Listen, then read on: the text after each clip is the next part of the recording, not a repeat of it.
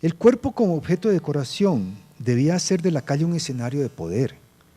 Si bien lo seguía haciendo de cierta forma, no significaba el poder de los hidalgos, sino de una clase emergente, la de comerciantes, comerciantes blancos y comerciantes mestizos, los nuevos poderosos de la ciudad, con fortunas inmensas en medio de la pobreza de muchos hidalgos santafereños que quedaban con los apellidos, pero empezaban a ser desplazados por estos nuevos ricos.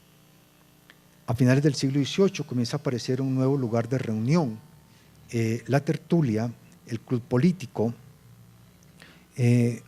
hombres y pronto de mujeres, si recordamos esta tertulia de doña Manuela Sáenz de Santa María, o Manuela Santa María de Manrique, o Sáenz de Manrique, una tertulia de donde asisten mujeres,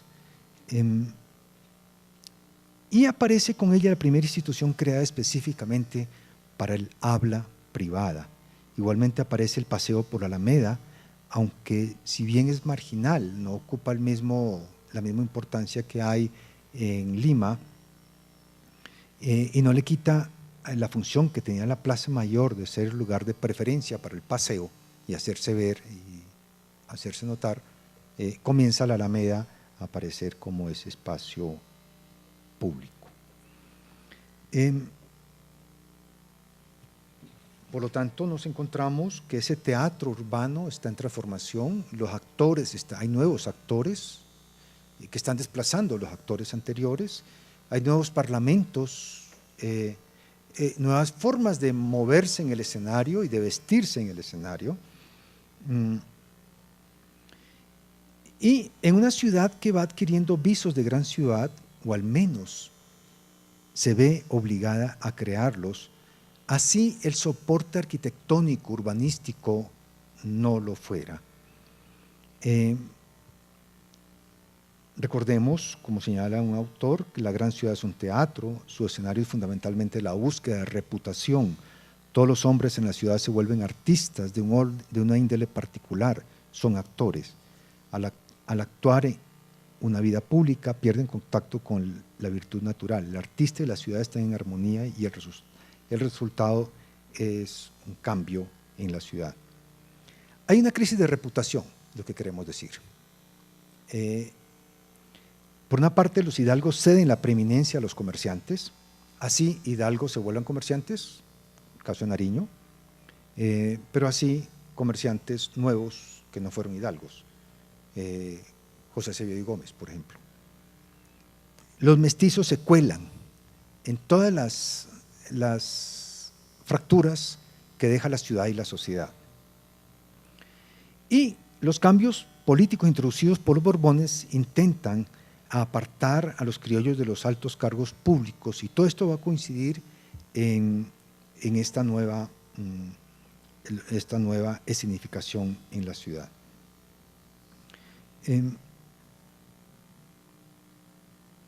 El crecimiento demográfico, a su vez, convierte a la ciudad, recordemos, planteaba que la ciudad se vuelve un centro comercial importante entre las distintas provincias, pero la ciudad a su vez se vuelve un centro de comercio importante, un centro de consumo, por una parte de esta élite burocrática asociada a las funciones del virreinato y todos los aparatos que esto implicaba, sino también porque las migraciones benefician a la ciudad,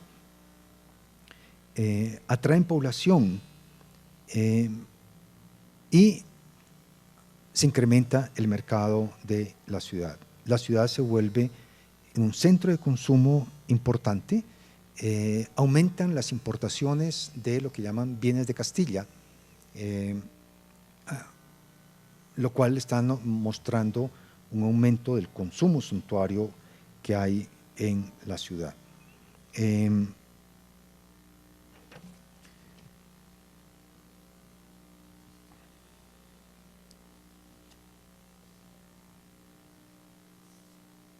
Bien, el segundo tema es el de la consideración de la ciudad virtual.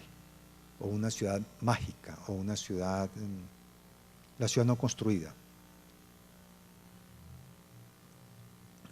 la que se imagina.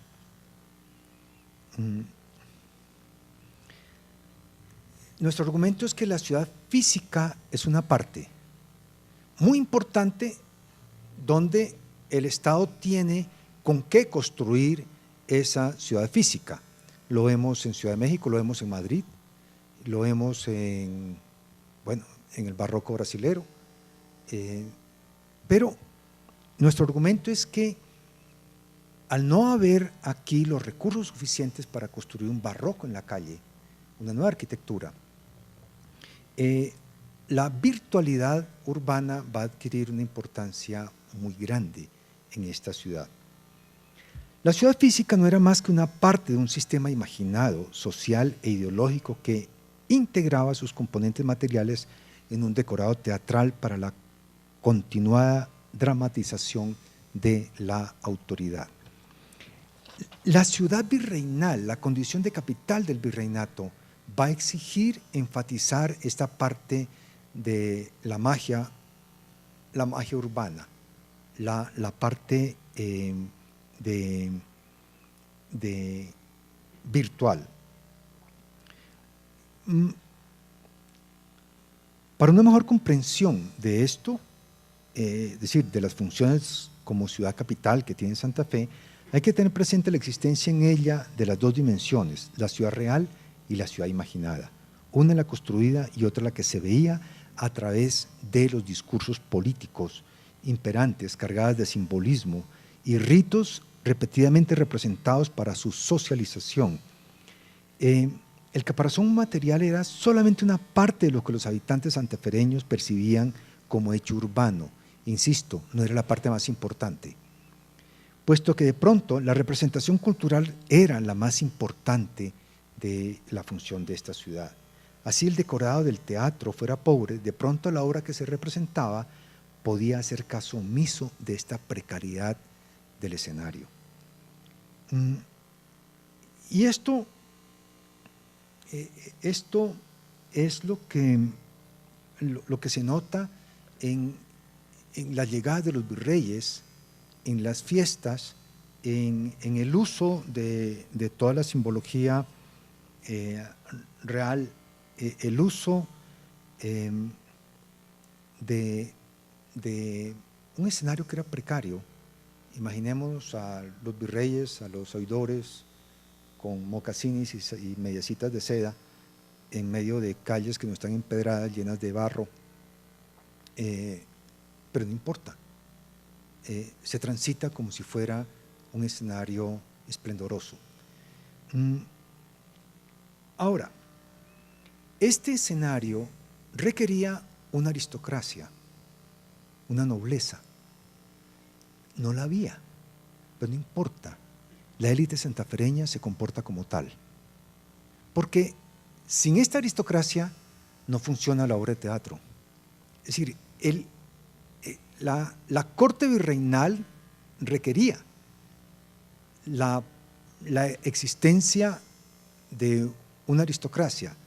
Y así como la ciudad no era esplendorosa, y así como no había aristocracia en la ciudad, no importa. Los que actúan como tal, la élite actúa como tal, así no lo fuera. Recordemos, había un marqués que al fin no pagó su título, no habían, y con un marqués no se hacía una sociedad aristocrática. La fiesta, por lo tanto, va a ser un elemento, como en toda Hispanoamérica, un elemento importantísimo desde la llegada del virrey, desde los cumpleaños del rey, desde las fechas memorables, las fiestas súbitas y las fiestas fijas, se constituyen en elementos claves para la construcción de este simbolismo de esta ciudad virtual, donde está presente el rey a través de su estandarte, portado por el alférez real.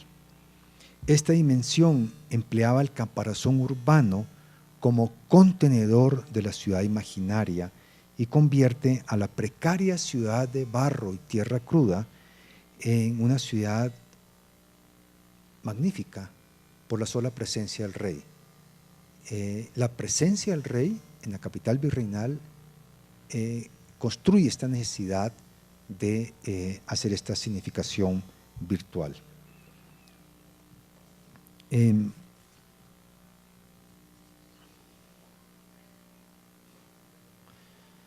contraste entre la ciudad simbólica y la ciudad física era protuberante. Insistimos, una ciudad de tierra cruda, poco uso de la piedra, al contrario de otras ciudades en Hispanoamérica, las paredes de tapia pisada y adobe fueron los elementos de construcción más utilizados hasta comienzos del siglo XX, entre otras cosas, ya que el ladrillo cocido o baldosas eran usadas en el piso y no para levantar paredes y terminar fachadas. Las calles poco empedradas, las acequias, cloacas a cielo abierto, al descuidado del cabildo, que tenía pocas capacidades de darle limpieza a la ciudad, notoria escasez de fuentes públicas, había más chorros de agua que fuentes, una destacada precariedad sanitaria e higiénica, con mortales epidemias recurrentes a fines del siglo XVIII, pero no importa. A pesar de todas estas precariedades físicas, este caparazón de tierra cruda es apropiado por el Estado para crear una representación mágica de poder político y jerarquía social, y la ciudad imaginaria tan importante o más que la física. Más allá, si la ciudad fuera realmente pobre, apachurrada bajo el peso de los techos bajos, pues había muy pocas casas de 2 pisos, de la ausencia de una nobleza, más allá de la notoria excepción de este solo marqués, la ciudad imaginaria es de sustancial importancia para el Estado, la Iglesia, el cabildo capitalino y la élite urbana. Así fuera pobre, las instituciones la hacían ver diferente, rica y esplendorosa. Esa era la ciudad que se representaba. La escena del poder real, los rituales que se ejecutaban en los espacios abiertos y los nacientes espacios públicos, nunca dejó de ejecutarse y sus exigencias simbólicas siempre encontraron cómo realizarse, lo que nos muestra que las precariedades urbanas no fueron obstáculos para la representación de una ciudad imaginaria, recipiente de los símbolos reales. Se construye una ciudad regia, mágica, y esta es la que va a construirse a finales del siglo XVIII. La demografía juega un papel importante y hay una subversión social, como señalábamos con el mestizaje. Alto peso de los mestizos, alta importancia de los migrantes, que son los responsables del rápido crecimiento urbano, que generan este desequilibrio que hemos hecho referencia.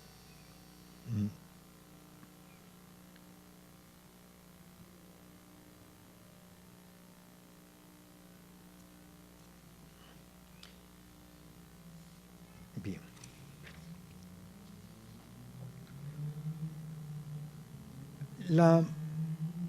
La relación con el mundo rural de esta ciudad es otro elemento que es importante tener presente.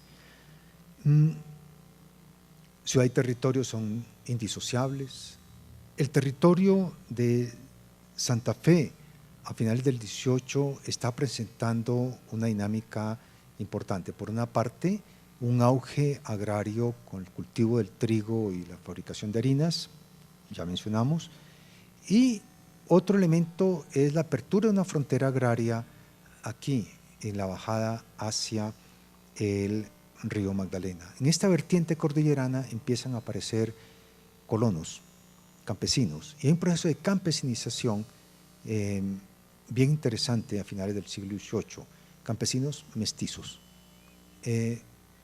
¿Por qué son importantes? Porque estos campesinos empiezan a abastecer la ciudad compitiendo con los hacendados. Es decir, así como encontramos una insurgencia en la ciudad, insurgencia que empieza a romper los estamentos sociales de fines del 18, coloniales, lo que llamamos de la ciudad hidalga, también está sucediendo en el campo. Y hay un cambio del mundo rural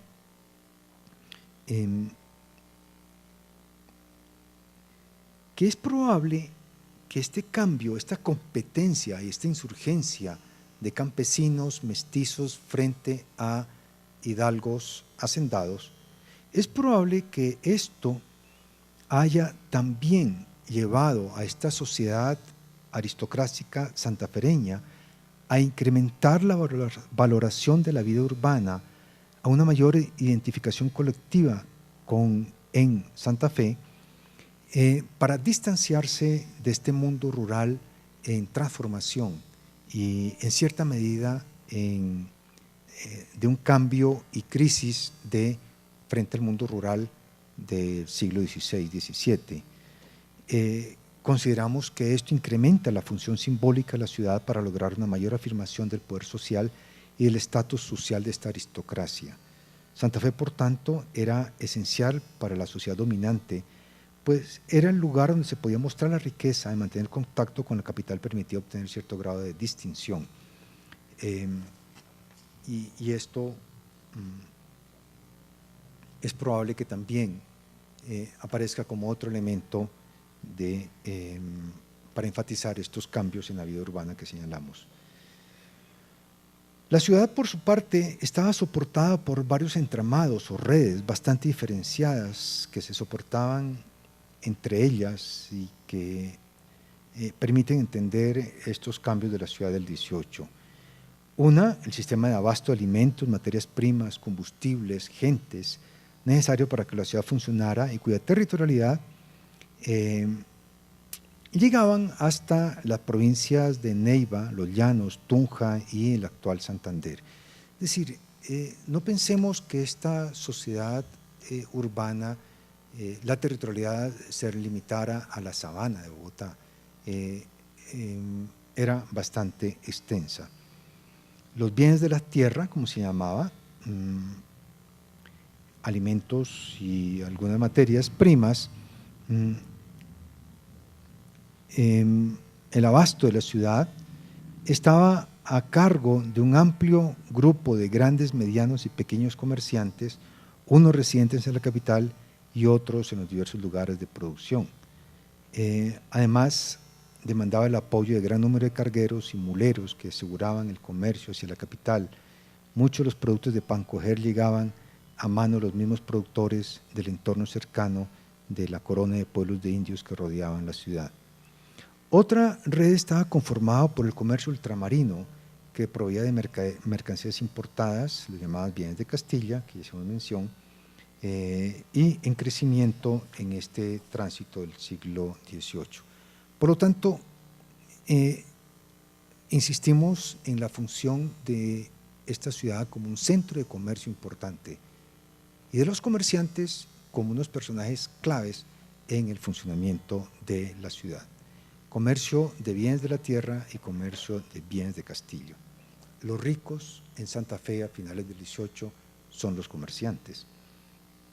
El sistema de abasto de la ciudad no solamente se trataba de un ejercicio que se limitaba al comercio, ¿no?, sino que también era un sistema mediante el cual la ciudad reafirmaba su dominio sobre las provincias del reino mediante la emisión de su imagen de centro cultural, centro de consumo y un centro de proyección social a seguir, además de la función de ciudad educadora. Esta situación explica el que las élites de las provincias encuentren en esta ciudad un lugar donde invertir sus excedentes, como es el caso de los hacendados, muchos de ellos residentes santafereños, así sus haciendas estén algunos días de camino de la ciudad. En gran parte, esto permite comprender que la imagen de gran ciudad que emite este centro urbano no va a la par de la precariedad urbanística de la ciudad. Es más su imagen de polo de atracción de élites de diversos lugares de, del virreinato. Por ser, la ciudad es una mensajera al imperio. La ciudad cumple una función de ser la portaestandarte del rey. Sin el imperio, Santa Fe, sin la función de capital imperial, Santa Fe no habría sido importante. Carecería, difícilmente habría mantenido la condición de ciudad primada. Quizás esta es una de las razones que expliquen esta crisis tan profunda del siglo XIX.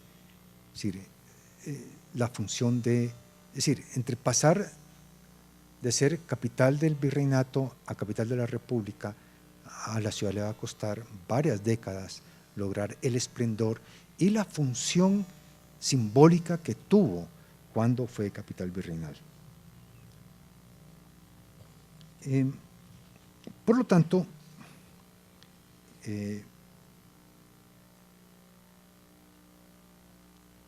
y ya para terminar,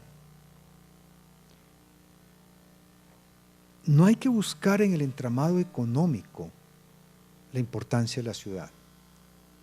No hay que buscar en su dimensión demográfica la importancia que tuvo Santa Fe. No lo hay que buscar en su arquitectura, la relevancia que tuvo la ciudad.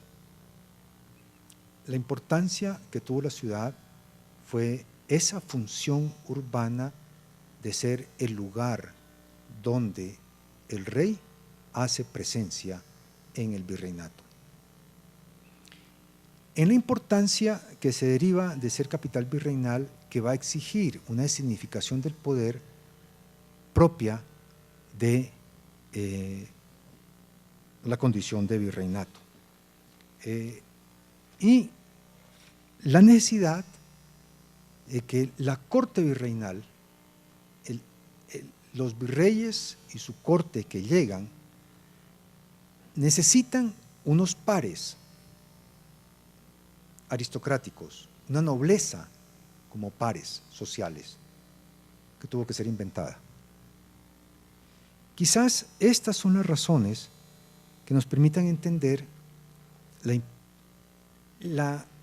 énfasis en la cultura, ya que no lo hubo ni en la economía, ni en la arquitectura, ni en su condición aristocrática.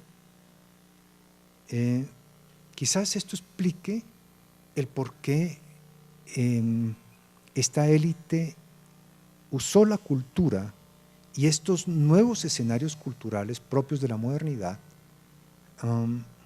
cuando no había una base económica que permitieran entender una transformación, cuando no había unas nuevas funciones urbanas de ser un gran centro minero o comercial o puerto, cualquiera de esto, que explicaron los éxitos urbanos de otras capitales hispanoamericanas.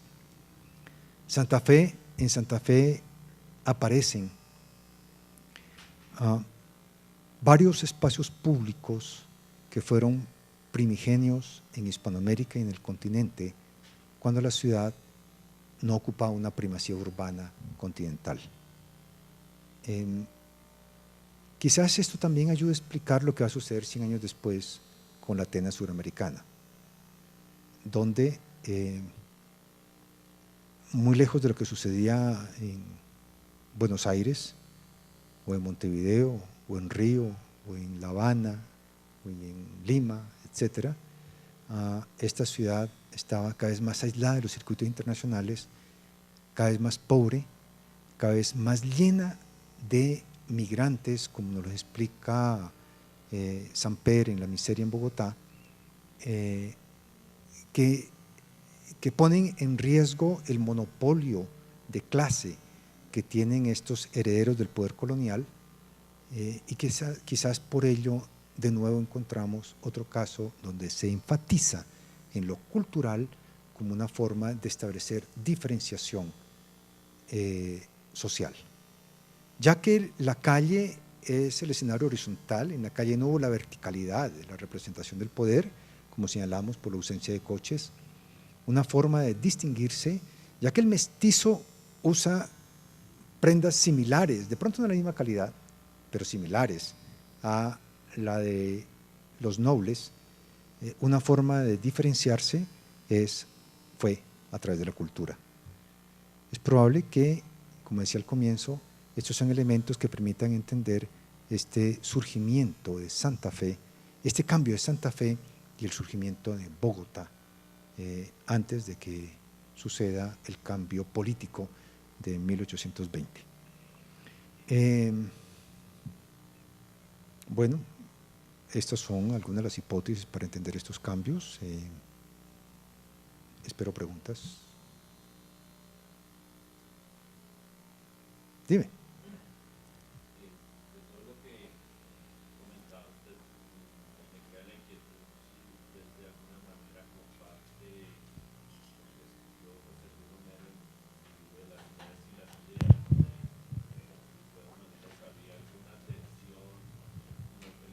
Que él denominó la ruralización de las ciudades, ¿no? Porque él decía, había un problema paradójico que de pronto es aplicable a Bogotá, según lo que escucho que usted dice, y es que era un centro de representación del gobierno español, ¿no? Del rey español, pero que para finales del siglo XVIII sin duda ya estaba siendo permeado por todas estas ideas de la Revolución Francesa y norteamericana, ¿no?